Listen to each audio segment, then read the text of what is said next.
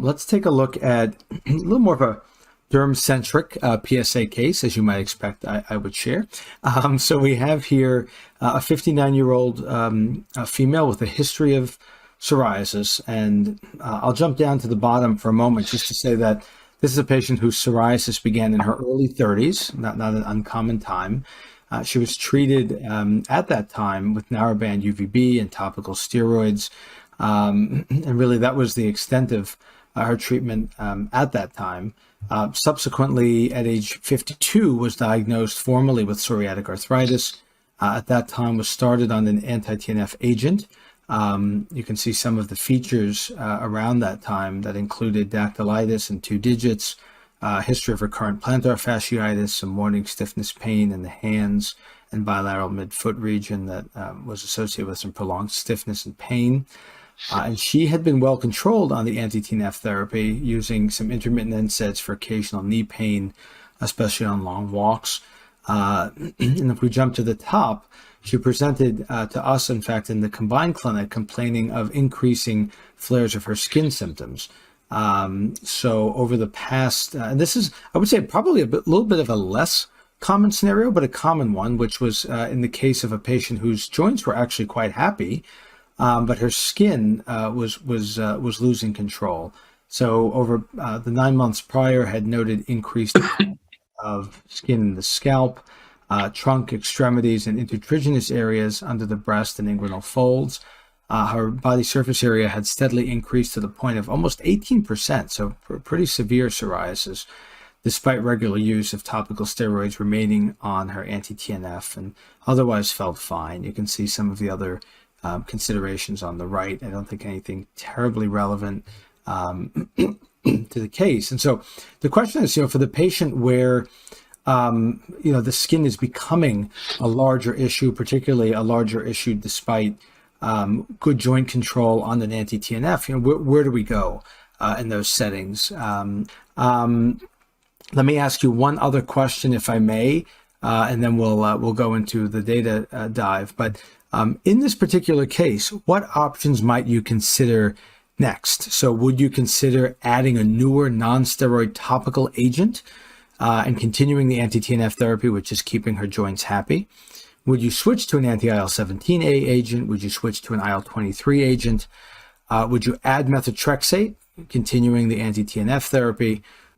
And I see a few answers coming in as well for IL-17, IL-23. And I will say, look, I don't think there is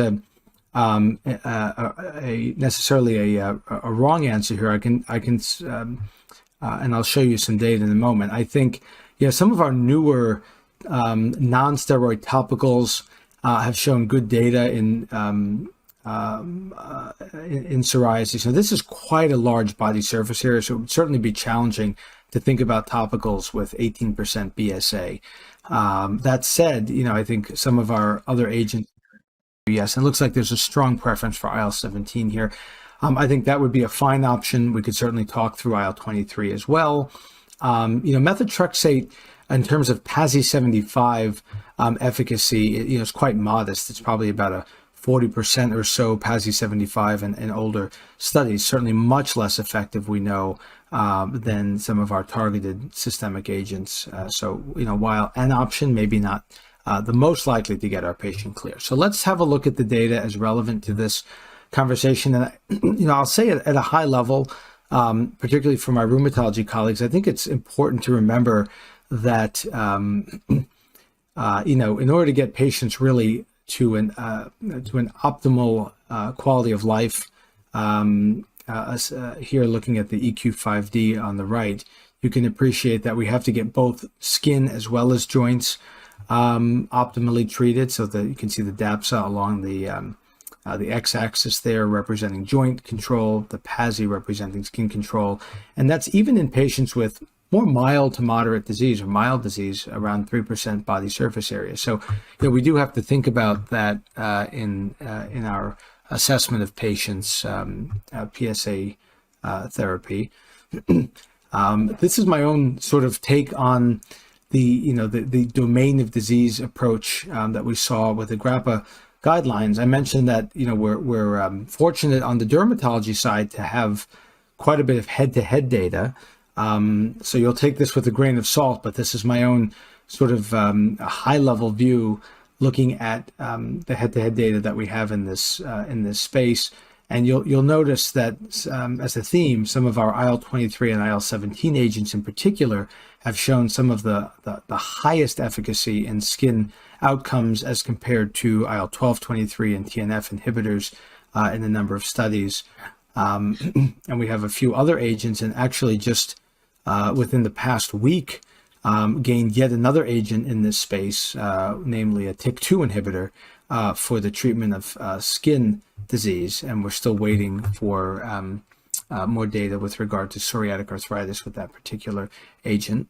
I won't go through the rest of this in detail, except to say that, in the context of this particular patient, what data do we have in the psoriatic arthritis patient to address this question of where we might head for a patient here who has failed an anti-TNF therapy. And at high level, I'll share with you the SPIRIT head-to-head study. So this is one of the few studies we have in psoriatic arthritis that really takes a robust look at, in this case, an IL-17 inhibitor versus adalimumab.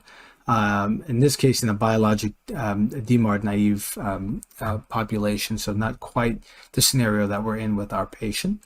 The primary endpoint for this study was a combined endpoint of ACR50 PASI 100. So really looking for skin clearance as well as meeting that ACR50 endpoint. Here at week, you can see 24 and 52 data. And I'll tell you what the take-home message was, if I can just, again, commentary over this, that we saw joint data that was as good as adalimumab in this study, TNF inhibition, but an improvement potentially in skin efficacy with these IL-17 mechanisms. And so for a patient like the one I shared, that certainly would, I think there's good data to support our transition, for example, to an IL-17 inhibitor in that setting. Similarly, we have data from the EXCEED trial. This was a trial of secukinumab versus adalimumab in a similar population. Primary endpoint here was ACR 20 at week 52, but I want to focus again on the combined endpoint of ACR 50 PASI 100. This was not the primary endpoint of the study, but just again to show you that there were similar numbers numerically here with regard to joint endpoints, but again showing improved skin endpoints with regard to this mechanism compared to adalimumab. So thinking a little bit again about the patient I shared with you, and we, I would say increasingly we have the opportunity to look at, and a lot of the GRAPPA treatment recommendations that you saw for psoriasis were based largely on skin efficacy data from PsA trials. We have a number of studies here to look at, including some promising therapies, including bimekizumab. This is an IL-17AF inhibitor that's approved for skin psoriasis. But I wanted to share with you, again, this idea that within the conduct of a PsA trial, we have some really robust skin data for many of these other non-TNF mechanisms. Again, in the interest of time, I wanted to share with you also some of our IL-23 data, which I think might be, again, for the patient we just shared, another reasonable option. A few of you voted for this option in the ARS. So this is the Discover 1 and 2, the pivotal trials of psoriatic arthritis for guselkumab. And again, I just want to focus on the PASI numbers here, where you see very impressive PASI, not just 75, but PASI 90 data for these for this particular agent, this class of agents. So I think these are all relevant to us as rheumatologists thinking about patients who have substantial skin disease as part of their psoriatic arthritis presentation. We see similar PASI responses, very robust PASI responses in the risankizumab PsA data. You can see almost half of patients meeting a PASI 90. So I think the take-home message is that we continue to see trends that if we look at now just pure skin data, that some of our newer targeted agents, including IL-23 inhibition, IL-17 inhibition,